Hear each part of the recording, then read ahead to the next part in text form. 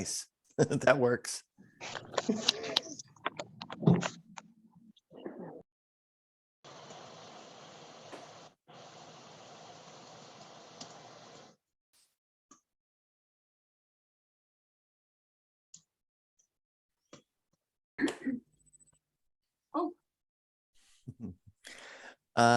Do I hear you? Whoever this is, Moto G Power. It sounds like that's a Motorola, if I'm not mistaken. I'm getting rid of this phone. It's put together with rubber bands right now. What's your name, dear? Kathy McLaren. Oh, okay. Hi, Kathy. Hi. Yeah, I had to take the back off because I was having weird things with this phone. Yeah. And they don't snap back on. They're glued. They're glued, so I had to keep it on somehow. Yeah. I remember those. I know those phones. Before I got an iPhone, I had one. Yeah, the whole entire back snaps off, and if the clip breaks, forget it. You're using rubber bands, you're using glue, you're using tape or Scotch tape or something. Yeah, the rubber bands work great, except for when I need one for my hair. I was thinking it, and you said that. That's funny. But then, so I had to think of something for my hair, so I made rubber bands.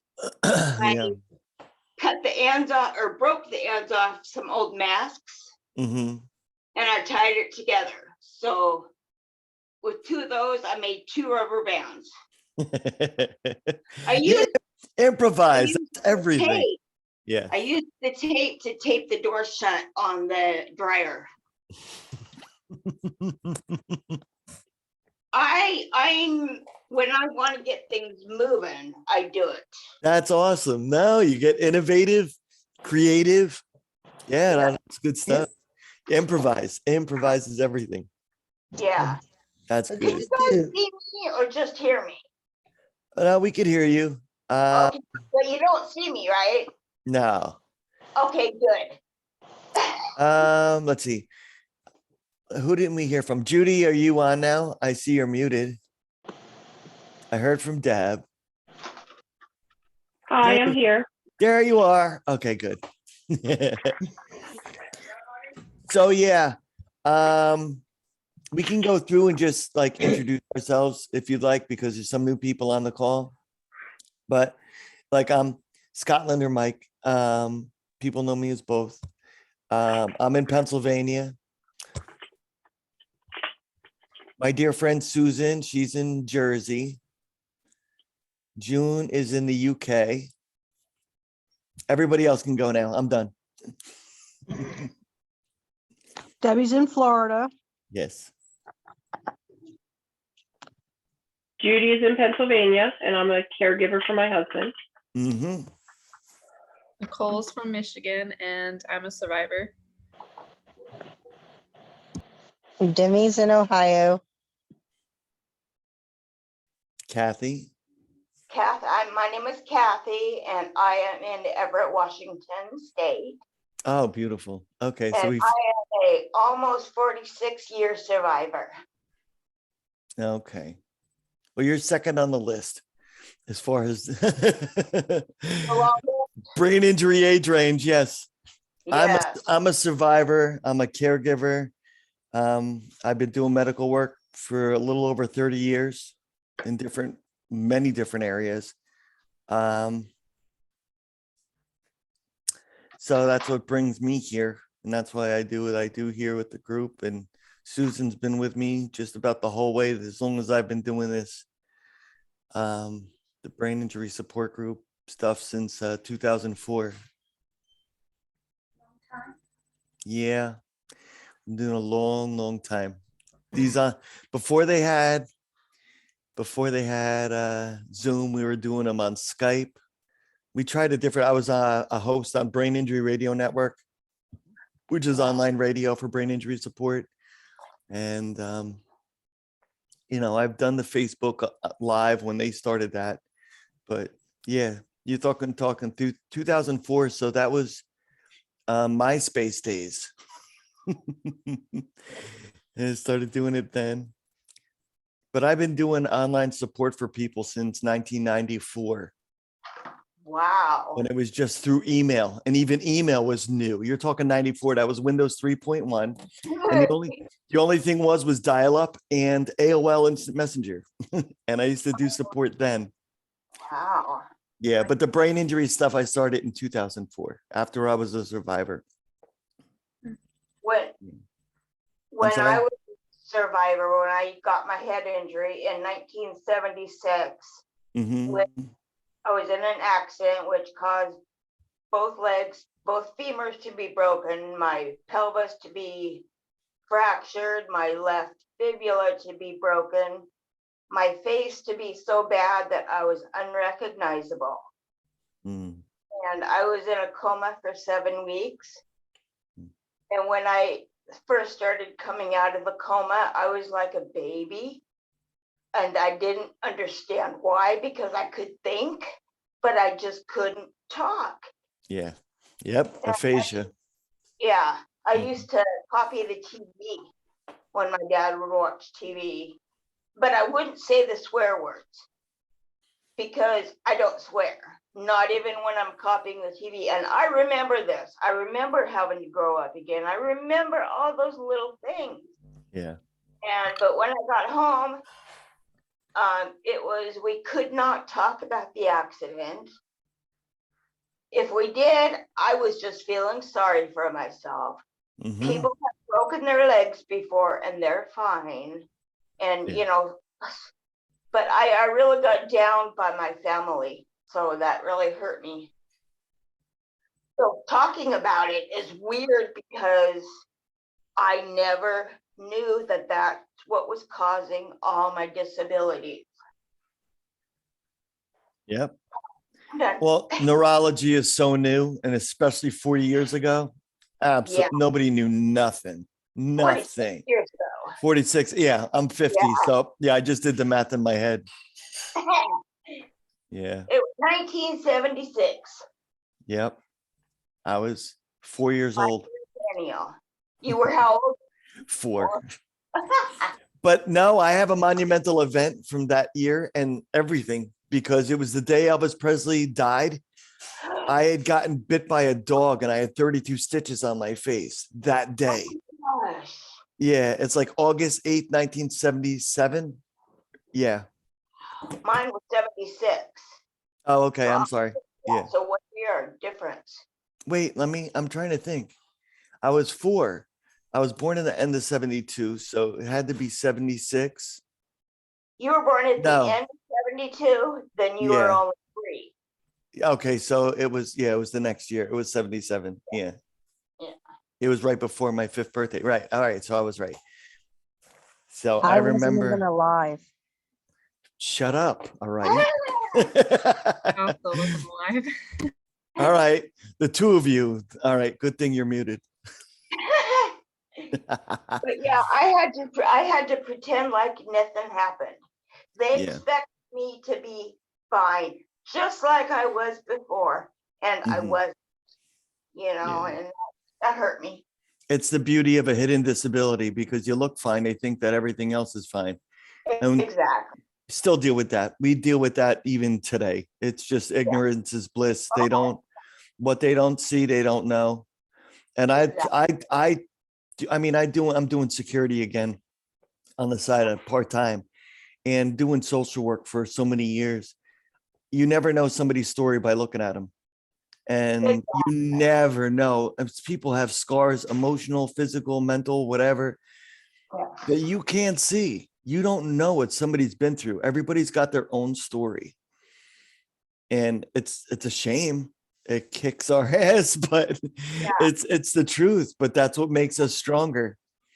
And I'll be honest with you, is you guys that have been survivors for 20, 30, 40, 50 years, you are the basis of what strength really is, especially that long ago when they didn't know anything. And here you are talking to us and talking about it. You were such an inspiration for those people that are new to the brain injury community and don't think that they've got what it takes to survive. And I'm like, really? Really? I mean, I'm almost 20 years in, but you guys that have, especially when they didn't know anything about neurology, like I said, you're talking the 60s and 70s and 80s, they didn't know really squat about any of that kind of stuff. And you persevered. And that shows so much internal strength and perseverance that I mean, you guys are top notch. You're like a high quality wine. A high quality wine that's family has totally turned their backs on you, on me. Yeah, it's crazy.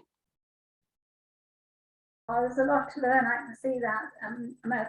For those who don't know me, I'm in the UK, and it's all new to me because my husband's just had an accident and his brain damage. So I've got a lot to learn. And last week was my first week, and I came off Zoom very encouraged that there was a lot to learn, but I'd already learned a lot last week from the people who were talking. So that was good. And we've got a lot to do, but willing to learn.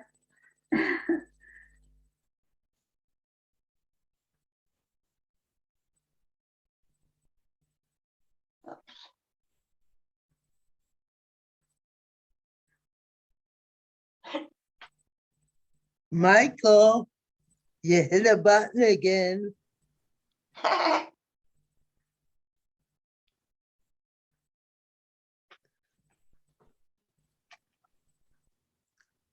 Okay. Is We'll he find gone? you soon enough. Can you hear me? Oh, yep. Yeah. Okay. Now, yeah. All right. Yeah. The stupid little headset thingy. We got a new caller. Who's this with the Samsung phone? Just joined in. Anyone? Let's see if they're still maybe setting up their microphone like Kathy was earlier. Yeah, well, yeah, I couldn't figure this out. So, but now It's I got okay. it. Now I got it.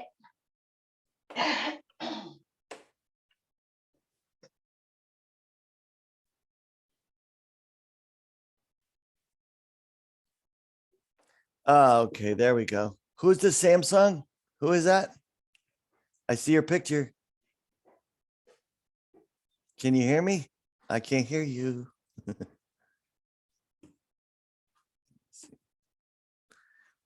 Bum, bum, bum, bum, bum.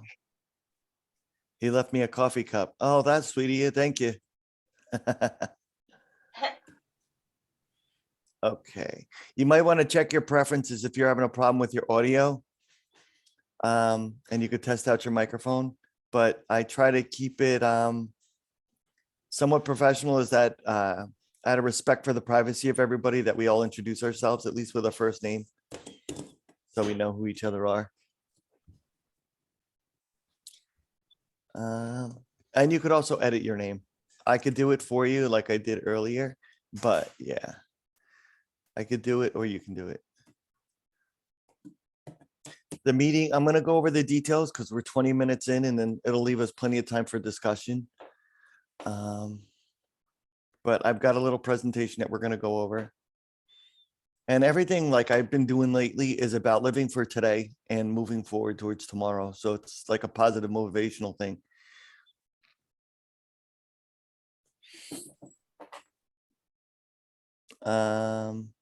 Oh, the Samsung gentleman that's here, if you want to, you can also text. You can go into the chat and write. If you can't, if your microphone's not working, you could also text your name or information you'd like to say right there on the chat, so that way we can speak to each other that way.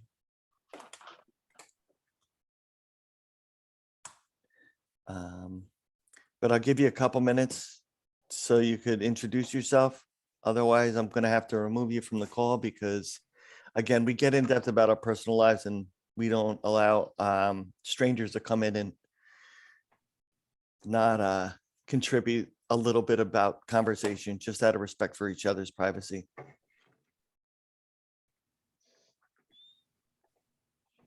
Okay, you guys can see my screen here. Oh, okay, here we go. Let me go back. Okay. The timeline of our meetings that we have each week, they start well, here on the East Coast in the US, it's 12 p.m. and 8 p.m. every Thursday. The opening 20 minutes, we say hello to introduce ourselves, which we did. The participation agreement, then we discuss the topic that we have each week, and I try to break them up unless they're really good. And then we continue to have them until everybody can like follow up or chit chat about it.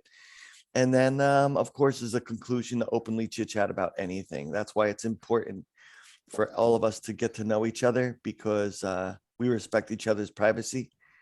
That's why I was asking for the gentleman here with the Samsung to either type a message or introduce himself somehow.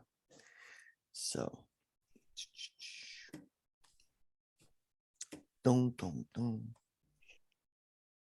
okay, so next one. I will have a new phone next week. Yay, congratulations. That's always like a biggest prize because we live on our phones. It's everything. Susan, did you ever get your new phone yet? It's Tom Snyder. I was muted. No, Oh, there he is. Ah, there we go. What's your name, sir? I got you. It's Tom Snyder. Oh, Tom. Okay, awesome. Good. Very cool. All right, there we go. Tom. Hi, Tom. All right, how you doing? There we go. Awesome. All right, at least we got each other now. Susan, did you get your new phone yet? no, Okay, because I know when you get it, I'm gonna have to come over and fix it for you. Okay. All right, let me continue reading here. The participation agreement, we talk about what goes on each of our calls. Who did we just lose? That was weird. Okay. We just started the call and all right, let's see. I have to click my mouse and it keeps jumping all over the place. Okay, the participation agreement, the calls are recorded for the protection of members as a business. The recordings are not shared without consent from everyone on the calls. So when we're finished up, I ask if everybody be okay with me sharing it. I can crop the call. So what we talk about at the end where it's open mic and the chit chatting that we do beforehand, I could, in the beginning, I can crop that part out. Please prepare to be on time or early when the meetings begin. So that's 12 p.m. Eastern time, and the ones we do at night or at 8 p.m. Eastern time. It's important we stay on topic with the conversations. The things we do not discuss are politics, religion, and sex, because it's just way too opinionated and it just creates controversy. Please be patient. One person speaks at a time. We're here to be supportive of one another without any judgments. We are not therapists, although the calls have been therapeutic for each other. It's about educating and learning from each other. Teamwork. We all have stories and experiences, so that way we can help each other grow. Or we can help teach other people as well. Oh, there's Kathy. She's back. Okay. We are here as a peer support group for survivors, families, friends, and public education about neurological impairments and brain injuries. You do not need to be a survivor to be involved on our calls, which is great because we have another caregiver on. And Demi, she's not a survivor, but she endorses what we do. And she understands the hidden disabilities and things like that. And we advocate for each other. Anyone associated with neurological issues is more than welcome to be on our calls. Our goals are to assist one another with our knowledge and experiences to help one another. As I said earlier, the Zoom meetings each week start at 12 p.m. Eastern time and 8 p.m. Eastern time each Thursday in the US. That comes to 5 p.m. in the UK and 10 a.m. on Friday in the Philippines and Australia. Well, Australia is actually, it's in the Philippines, it's 8 a.m. In Australia, it's 10 a.m. because of the time zone differences there too.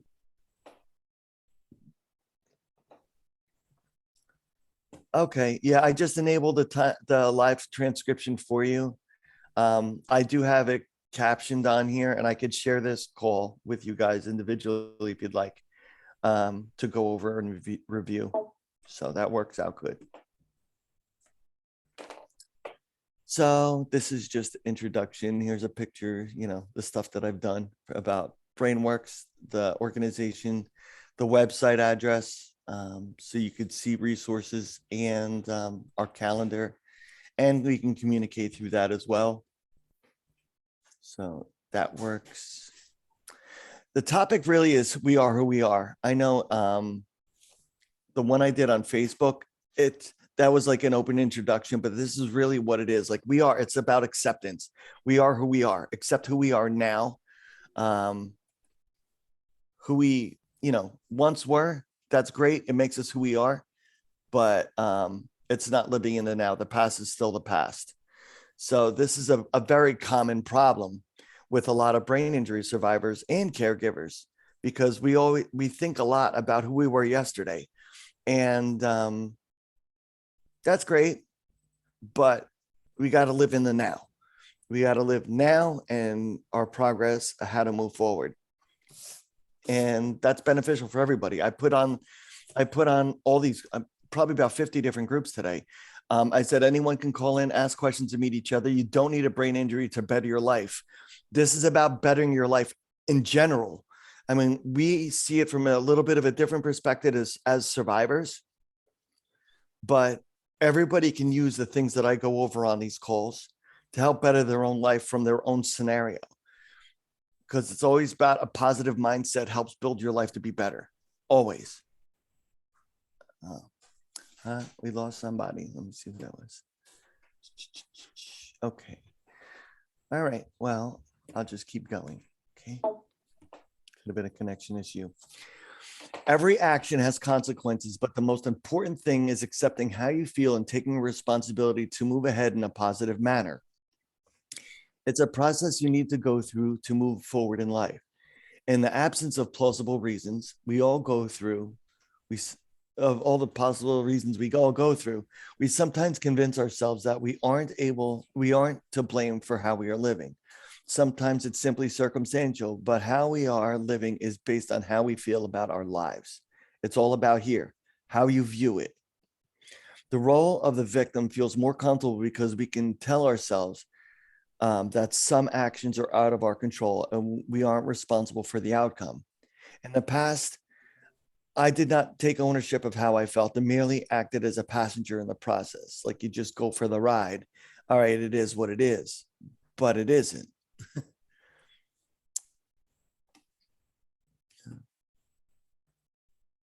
It's funny because it's making it sound like I lost somebody, but then I look and everybody's still there.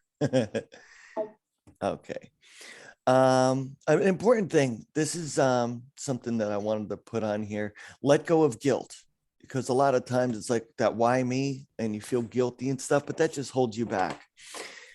I wrote this up because here I am this year, I'm turning 50. So I think about age, and obviously my body helps contribute to the issue.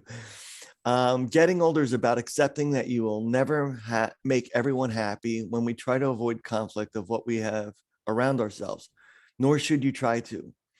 For many of us, our family and friends are the real critics of our lives. Somebody's always in your ear.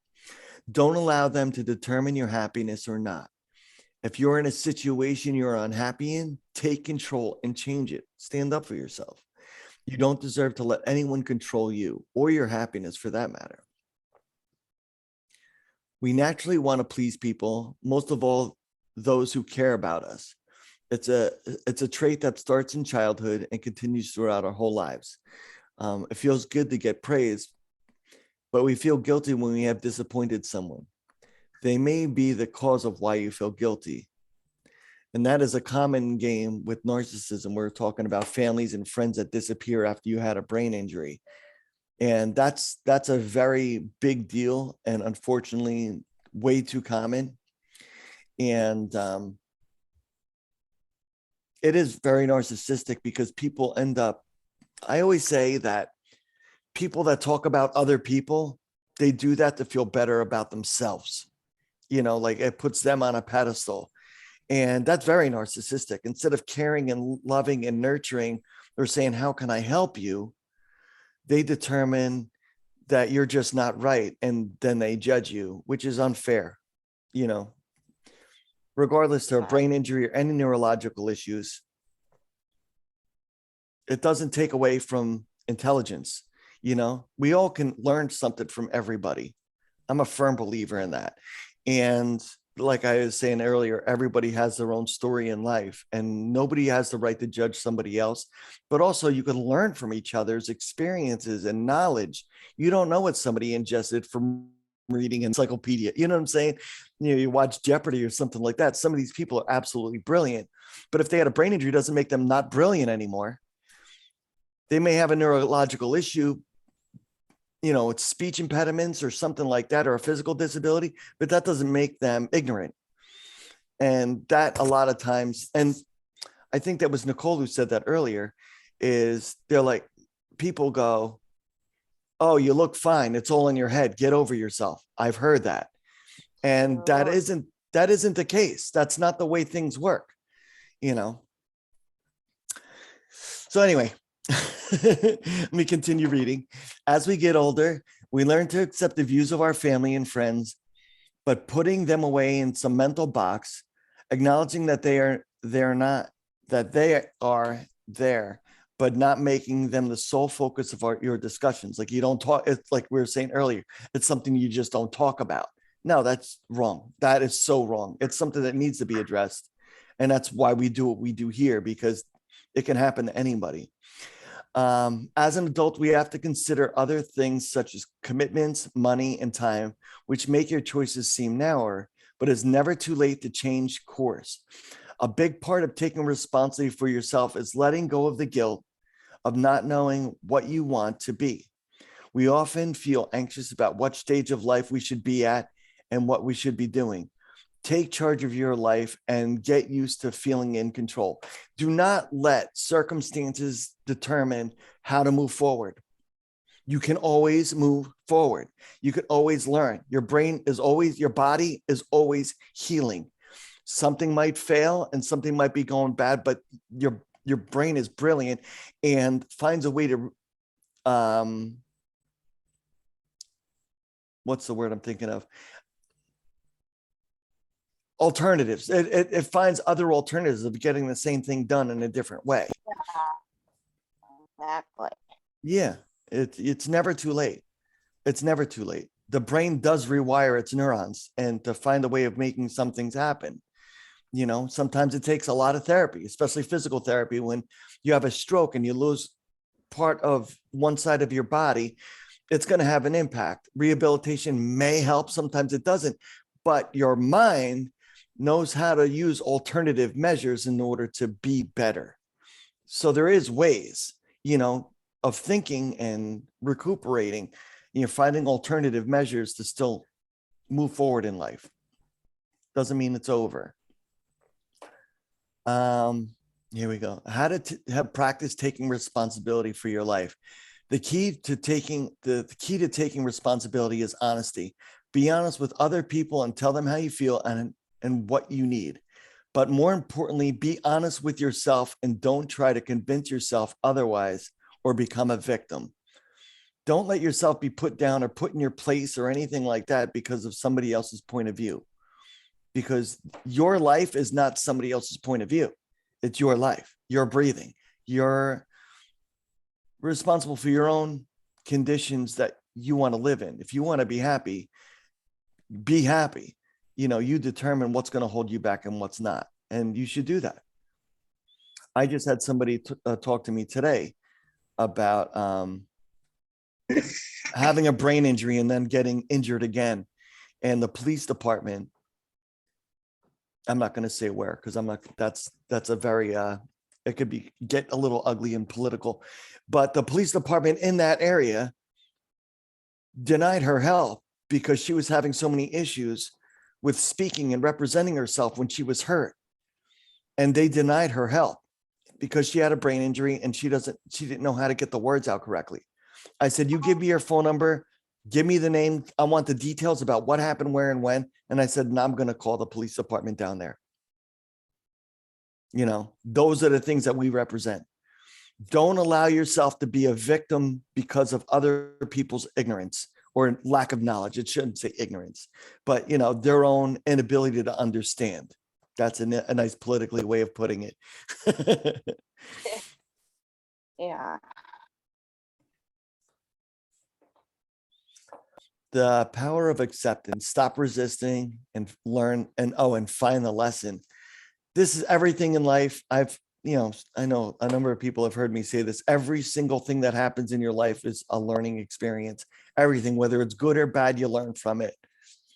There's a little quote that I found that I put it in the spreadsheet is, of course, there is no formula or success except perhaps an unconditional acceptance of life and what it brings, by Arthur Rubinstein. Every single thing that happens is something to learn from, like what to do, what not to do, things like that. Sometimes you're an observer of other people's lives and you think you'll never experience what they're living, whether it's positive or a negative situation. You think, oh, that'll never happen to me. Part of the real beauty of life is that it is unpredictable.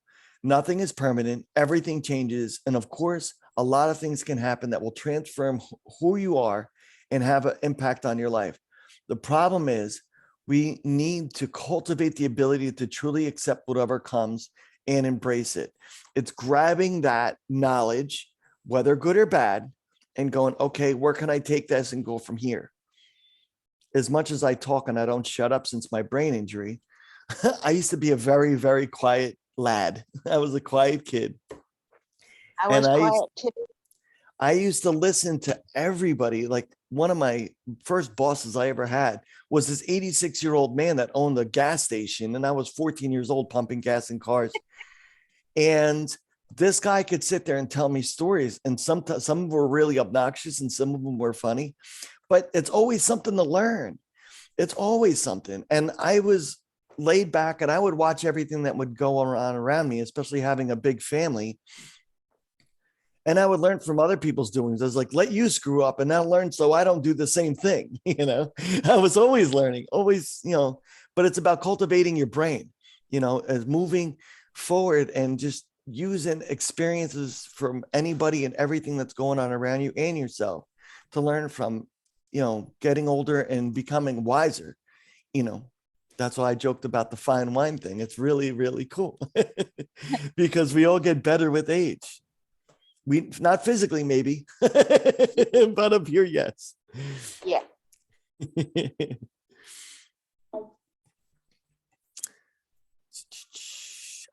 Here we go. We need to develop the habit of looking at whatever happens through a positive mindset instead of a negative one.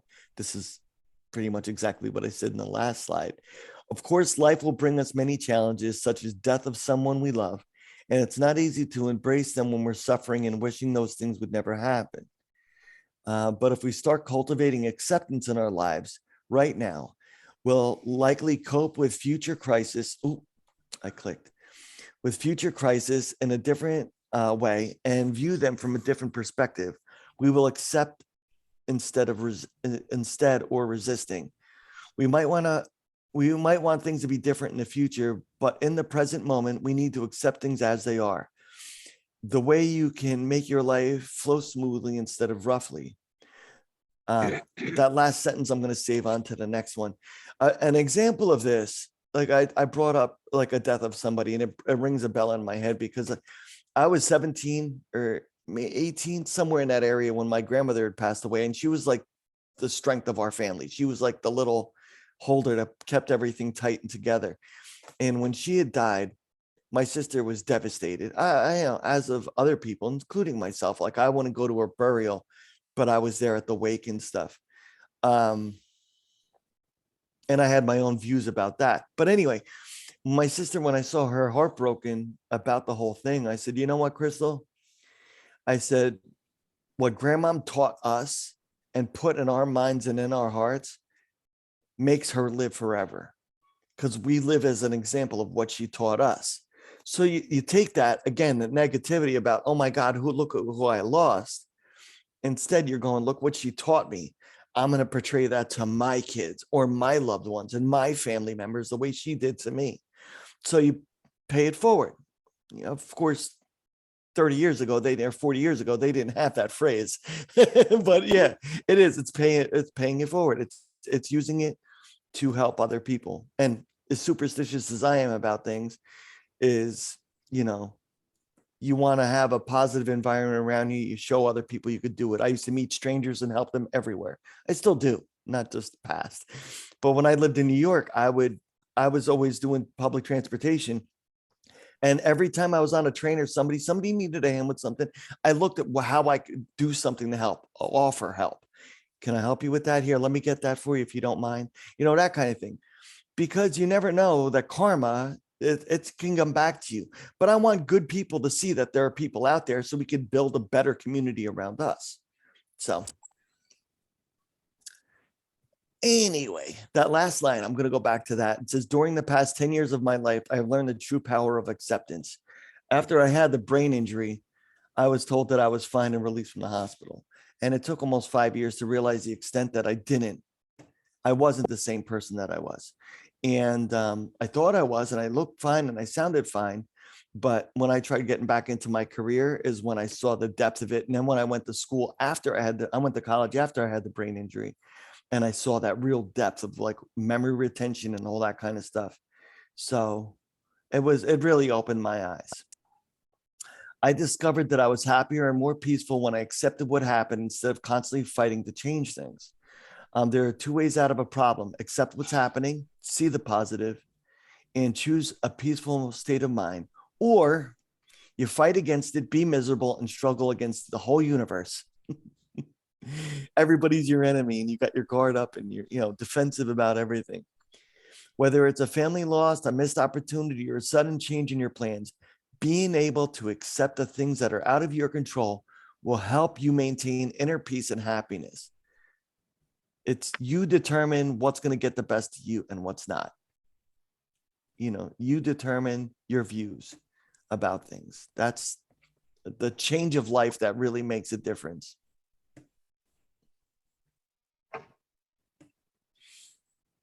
Does anybody want to chime in? I'm doing all this talking. I see like 5 of you are muted. So, but if you guys like to talk, feel free to, contribute to the things I'm discussing. Anyone? Can you hear me? Yes. Oh, good. Okay.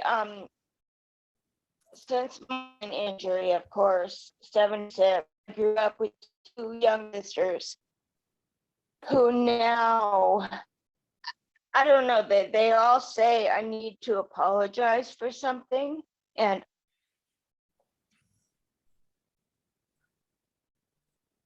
Oh, we lost her. She was in the middle of conversation and she just dove. I was waiting to hear her story.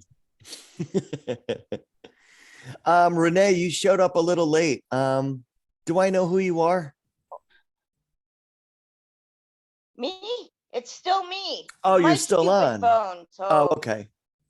Oh, somebody dropped off and I didn't know who it was. I thought it was you, Kath. I'm sorry. it might have been me because my phone rang and I had to wait for it to, I didn't feel like talking. So, Okay. Okay. I had to wait a minute. It's okay. So you were saying you were what? You said you were one of 8 kids? No, I Oh, was okay. one of 4 kids. Oh, 4. I Okay. had an older, But they were apologizing. That's where we left off before. Nowadays, they say I'm supposed to apologize for something, but I don't know what that is. But when I asked my terrible brother-in-law, he said, try starting with apologizing for getting into the car. And I'm like,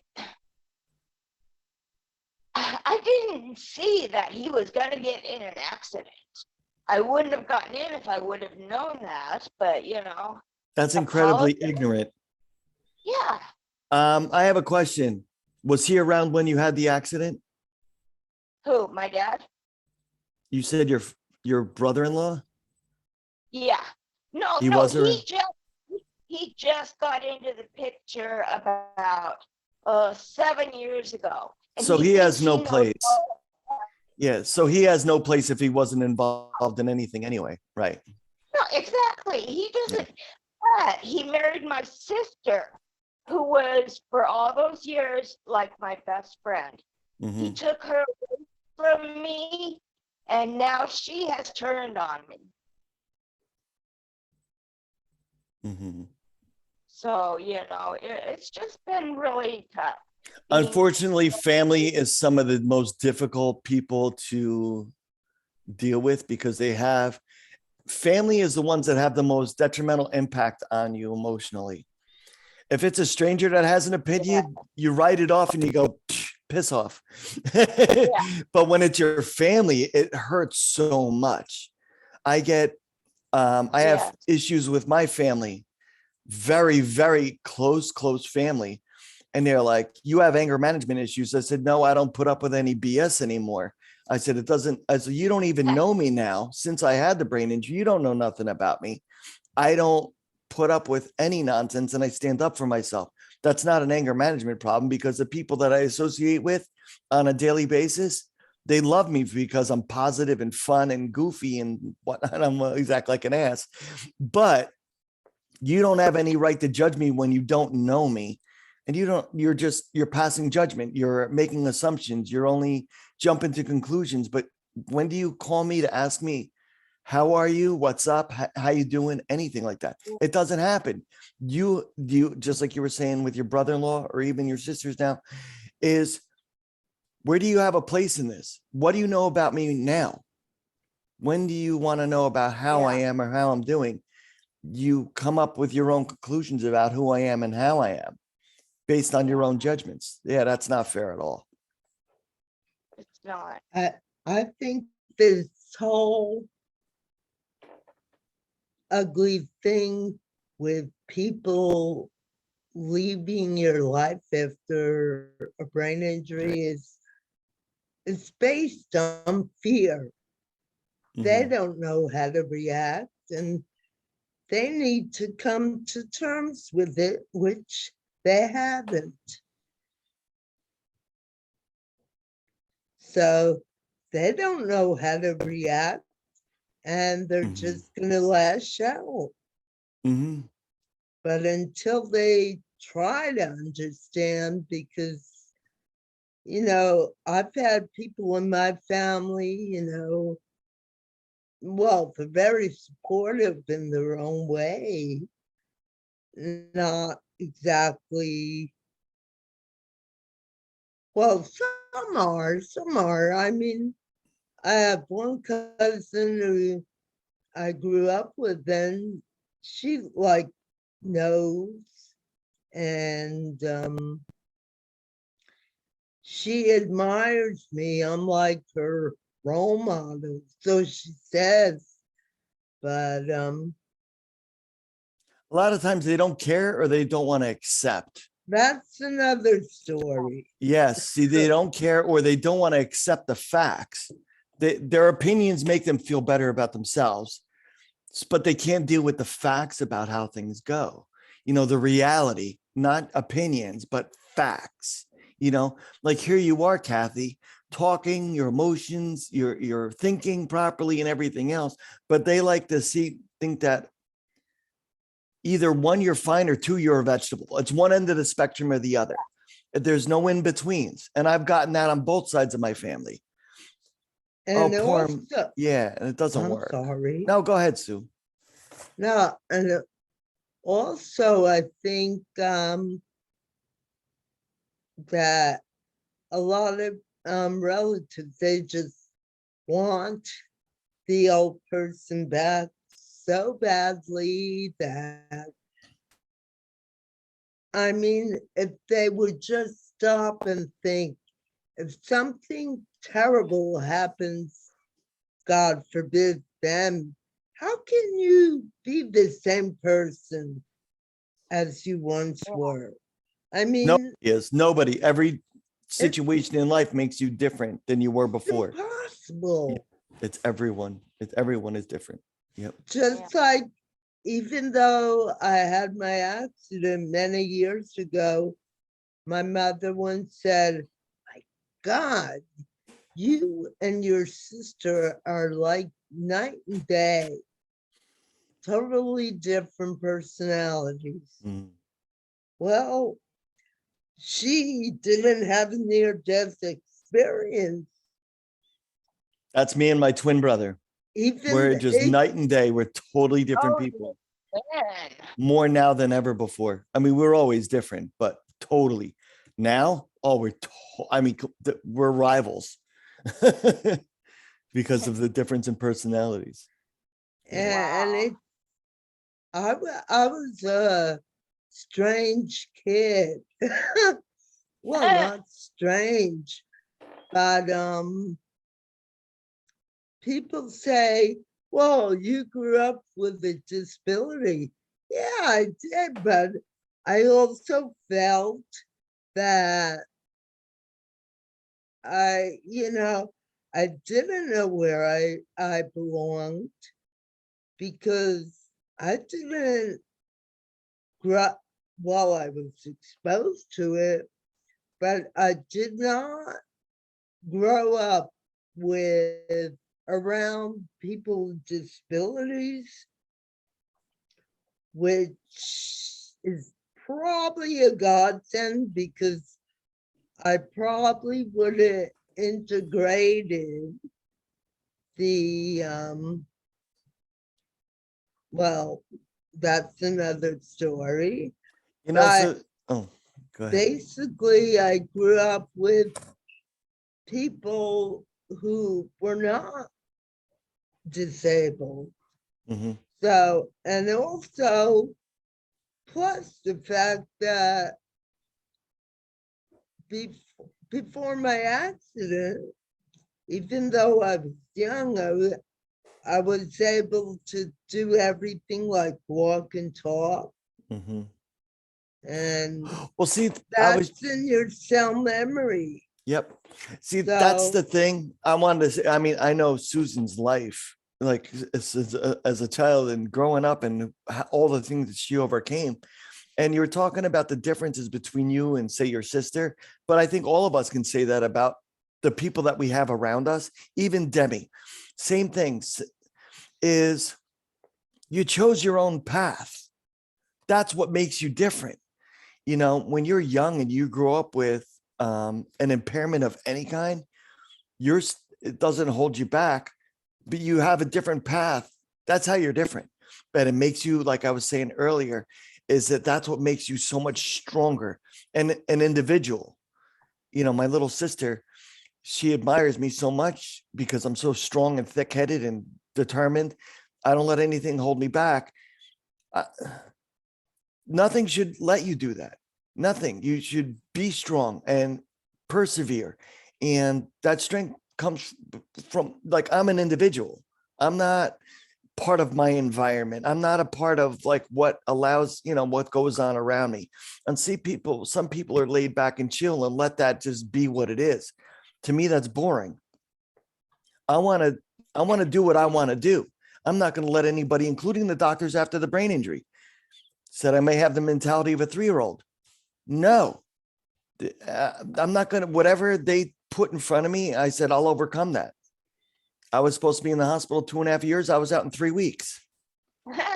I'm not going to let anybody determine what I can or cannot do and let them judge me. That's good. That's the biggest problem that I have with my family and my old friends is they think, I am not capable. I'm not the same person that I was. No, I'm better. I'm better than I was before. So, the way you, the way you talk and the wisdom that you now have. And, experience speaks some of wonders. some of the stuff you've been saying, I recognise in myself with Jim the last 2 years. With the brain damage, I believe that the antipsychotics did to him because he did become a different person, almost the opposite person that he was. So he was a big, bubbly, jokey ebullient, cheeky sort of chappy, always talking, always busy, and he became the total opposite. So, but I believe that was the medication. And I've researched it, and I know it was the medication anyway, because I've done a lot of research on it since. And now, of course, he was just starting to, I suppose, recover a little bit from, the medication side of things once he was off it. Hadn't quite got there when he had this accident. But I recognise some of what you're saying about family in me, because I've wanted so much to have the man that was. You know what I mean? The man that I fell in love with, the man I've been married to for 30 years before all this happened. And so I recognise some of those things in me, but I can't wait, in one sense, for him to be coming out of hospital and be able to join a group like this to encourage him. Good. I hope. Yeah. The hospital are saying, oh, he's going to be like this for months. It's going to take months, and I'm like you, I'm saying, no, I'm not having that. I'm not having that it's going to take months. Good. Yeah. Yep. Yeah. That's what me and June had talked about that. I was like, let me push him. Let him and let us, like, can't wait till he's out of the hospital so we could all get to know him, because we're all motivational for each other. Because when the books, the doctor's books and educational things talk about what you can and you can't do, it doesn't speak for experiences and your determination of what your body and your mind can push you to overcome. Absolutely. Okay, what were you gonna say, Sue? I was just gonna say, I don't let anything hold me back. Mhm. As a matter of fact, my family knows me pretty well, and some of the things I do, I can just imagine what they're saying. Oh, she's at it again. Mhm. Don't argue with her. Yeah, that's Gonna me. do Don't it. fight with me. Don't fight with me, because I won't lose a battle in an argument. Nope, because I think things out before I say it. Yeah. Well, now I don't even battle. I just get out there and do it. Yeah. Oh, yeah. That part. Yes. I don't need any of the music. All right. Let me get back to reading this, so we don't leave anything out, and we can continue discussing things after. I'm almost done, I think. I don't remember which slide I'm on. Finding a lesson or purpose behind every challenge will help you embrace it instead of fighting it. And this sounds familiar with you and your husband, June. Choose not to judge what happens to you. Instead, and this goes back to what I was saying before about using every experience to learn from. Instead, believe that everything happens for a reason and that better things will always follow. Positive mindset. That's the beginning of a true acceptance. You just deal with it. Okay, now you go. Okay. When they told me that, I said, I'll be out of here in a month. After my brain injury, I said, I'll be out of here in a month. And I was out in 3 weeks. It's determination. It's not letting the situation control you. You control the situation. You keep going. You don't give up. Somewhere recently, I read the important thing is not to understand why something happened. Our understanding can wait, but our obedience cannot. I translate this to mean that when something unpredictable happens, instead of complaining or overthinking it, we need to choose to live with it. I know it's hard to practice acceptance, but when you deeply wish things were different, it's, let me rephrase that. I know when it's hard to practice acceptance when you deeply wish things were different. I was going to continue on, but no. But the truth is, sometimes we can change our reality. We can't change our reality, even if we try. You just got to deal with it, okay, and use it. So instead of staring at a closed door in front of us or getting tired and bruised while we try to break it down, let's turn around and see how many other windows we have open. You find an alternative route to get where you need to be, which is what we've discussed over and over again. Susan is a great example of that, and her, obstacles that she's gone through when she just found a different route to take to get where she wanted to be and where she wanted to go. And we all have, even there's some of us that haven't had to go through all kinds of astronomical events. But even the little things, when we're a brain injury survivor or even a caregiver, you got to find a path of getting some way done. The little things mean a lot, and that's what piles up to get you to a bigger goal. So every little bit counts. Like being grateful every day of what you have, you're taking another breath. Just that's a positive mindset of just being able to say, okay, what am I going to do for today? You know, and what I want to do every day is a little accomplishment. And every day it gets better and better and better, you know. So go ahead, Kathy. You were going to say something? Yeah, I was going to say that since I have found the groups and I know I feel like I'm part of a new breed. Absolutely. It's a new family. We are great with that. Oh, I love that. That's why when I introduced myself to the group, I'm like, welcome, you know, new people to the group. I'm like, welcome to the family. We get it. We get it. Yeah, Absolutely. and it sucks that other people don't get it. And well, you just hope that they could learn. That's really what it comes down to. You can't push intelligence on somebody, but you can guide them in the right direction. Yes. That's really what it comes down to. I'm going to bring this up right now because I love the way this call is going. Do you guys mind if I share this? Because I think that the discussions that we're having are like fantastic. I'm ecstatic with the way this call is going. I don't know. I don't see any hands up or nothing. Okay. June says, okay. I know Susan's always in. Demi's in. Okay. You're cool with that? I got Tom and Nicole. Judy's okay.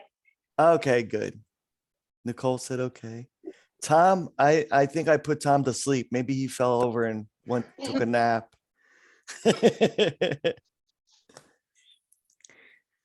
Okay, I'm going to continue reading. Let me see. This might be the very end. I don't even remember. Oh, here we go. I think this is the last slide. Ways to let go and move on. 1, accept the truth, the facts, and be thankful. That's what I brought up earlier. Distance yourself for a while. Those people, those things that are holding you back, push them away. Look within yourself to move forward. It's got to start from within you, not distractions. Number 3, focus on what can be changed.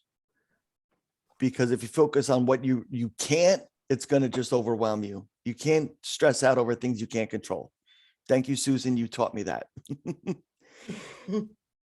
Claim ownership and control of your life. You say, this is what I want. This is what I got to do. And I'm going to get there. Like I said earlier, about distancing yourself brings us to number 5. Focus inward. Think of you. Think of what you need to do to make your life happy. Number 6, we talked about this. Be strong and stand for yourself. Change the people around you. We are a product of our environment from time to time. You determine what that's going to be. If you don't like what's going around you, push them aside. Move. Just say, I don't need this. I don't want this in my life anymore. 7, take a chance. Number 7 is a great one because what is that? It's a line in a movie, Grumpier Old Men. It says, I love that movie, but he says that the chances you never took are the biggest regrets in your entire life.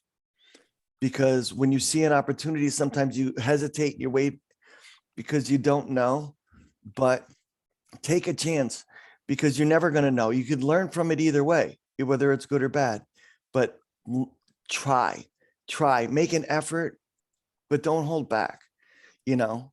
I mean, don't hurt yourself, but you know what I'm saying? Take a chance, open that door, and you could be cautious, but you still move forward, you know? And number 8 is the final one. And I brought it up since the beginning of this call. Focus on today. The things that we go through in the past make us stronger, or it can, if you live in it, it'll just hold you back from moving forward in a positive direction. This will bring you happiness in the long run. You decide where you go from here. That's it. So. Those are all good in beginning. Mm-hmm. In the beginning, especially like number 2. Yeah. distance yourself. Sometimes you can, sometimes you can't.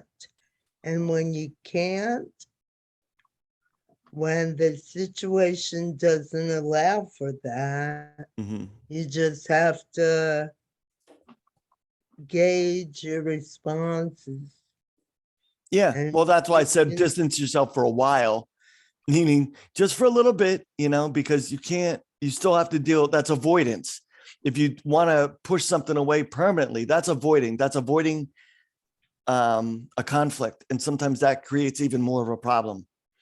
Right. I You don't mean, pace yourself, but don't. I've been in some situations where I sensed some discord, and a lot of times the other person won't know how to deal with it. But I dealt with it, and you gotta filter your words to address this situation, Mhm. which has worked for me. Now, if you're hot-tempered, you might want to distance yourself a little bit more. Yeah, know your But, reaction. Choose your battles. Yes. Yeah, I think my issue growing up was I was always an easy target. Hmm. And so I got picked on a lot by my sisters. Oh, I was the oldest, so nobody picked on me, or they got their ass handed to them. No. Yeah, I guess. I guess being a young one, you feel like you're more vulnerable. Well, actually, I had two younger sisters, and Mhm. even they picked on me. Oh, because they learned from the other ones. Yep. No, my older sister, she always had to be babysitter when my parents took me to somewhere, for Mhm. therapy, or when I was in the hospital in a coma. Mhm. I guess I'm supposed to apologize. One thing I got from my younger sister, Mhm. one who thinks she's perfect, Mhm. is that what? Oh, now it left my mind. Oh yeah, that I took her mom. She's mad at me because I took her mom and dad away from her when she was little. For 2 months, I took them away from her. This was 46 years ago. She's mad at that. Yeah, get over yourself. Yeah. Well, she has my dad going to see her in Marysville, which is about 7 miles, every single day. Does Mhm. he ever come to see me? No. Yeah, they live Yeah, in their own bubble. yeah. My dad will always find something that I do wrong. Hey, Tom, you there? Might I gotta tease him. I have guess Hey, fallen not. asleep. Tom, Wake up. I guess not. Tom. Oh, there he is. I was wondering if you fell asleep on me. I can't hear you. This is just really great. I am so glad I came into a meeting today. I was really, really scared for some reason, and I don't. My life has been based on fear. Take a chance. Like I said, take a chance. No, Yep, and I did it, and I enjoy it, and I thank you guys so much for allowing me to come in. we've been doing this 18 years every week. Every Wow. week, 18 years. We have 18. such a great group of people. Yeah, that come and go. It's really, really cool. Yes. Wow. Long There was time. something I wanted to say. I can't say no one really picked on me. Actually, I got a very funny story. When I was little, I went outside to play. And this one boy in the neighborhood always beat me up. Oh, And I always came in crying. one day my mother said, go out and give it to him. I Oh. gave him a bloody nose. Good for you. Yay. funny. That's funny. He never Oh. bothered me again. He was my protector. See what one bloody nose can do. Yeah, wow, that's funny. That is very funny. Tom, are you there? I think we got Tom back. Let's see. Tom, can you hear me now? Can you hear me now? He There probably we has go. he probably has a phone that's falling apart. No, he's outside. I can't look at the signal. I think it's the 5G. Okay. I can hear you now. What was that? The 5G phone, I think, is making me tired. I've had chronic fatigue problems for my TBI, and I think the 5G phone's making me more tired. The 5G phone's making you tired? Yeah, making me more tired. I live by a cell tower. I don't know if you look back here in the back of my yard, you can see. But since they put this tower up in '97, Mm-hmm. can you see it back there? Yeah. Oh, Yeah. wow. That's too close. That's too close. I'm in Wichita. That's too close for a brain injury survivor to have that. And on to top that off, the police or the DAs made up the story that I had a mental illness, and it was actually a dental related toxicity, and they put me in jail for like over a month. I almost died in there. Oh. This was clear cut case for win for me for malicious prosecution, and they became flippant and convinced my family that I had a mental illness, which was never the case. Mm-hmm. I had an incident with a dentist, and he put something too toxic in my mouth. And when I got to a different dentist out of state, he found out, oh, well, this denture has cadmium in it, and that incident caused me to lose more teeth. I ended up with only 3 left. Oh, Yeah. no. So this last dentist, they charged $9,000, I think. $1,600 this lower denture. I just found out this lower partial denture has BPA in the plastic, and it's Oh, no. been flaking off in my mouth. The BPA is cut, it's dislodging off the denture partial, and so now I've got BPA in my system as well. I had to go to a chiropractor and buy a $75 formula to detox the plastic now. Oh, no. Maybe they're trying to. I get this feeling maybe they're trying to kill me. Nah. Somebody's trying to kill me because they know I have a valid case against the Vatican. The Vatican here is very corrupt. Their lawyers have known for 11 years now, at least, probably more like 50, that they did a lot of students in my class wrong by putting pedophile leaders in. They put, it's just a whole Nazi situation I'd like to keep discussing that caused us to look like failures as kids. Yeah. I don't like to be looked at as a failure because I've had a lot of things I've done very successfully. Very successful.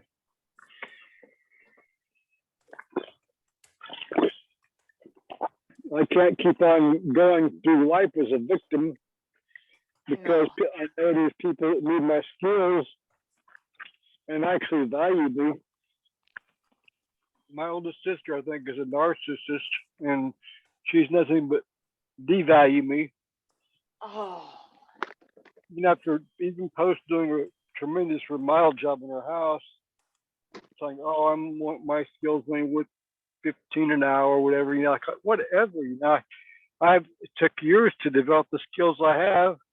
I'm not gonna let myself be put in a position with someone with a I call it NPD, narcissistic personality disorder. I'm not going to put myself in a position where I allow someone with less skills to devalue my actual worth because of the situation I was put into at a very young age. So I aligned with the Universal World Court, and to make a long story short, I'm one of the staff for the Universal World Court now, and final judgments coming down on the wicked ones that create problems, and I'm not going to be a part of that problem anymore. I'm part of the solution.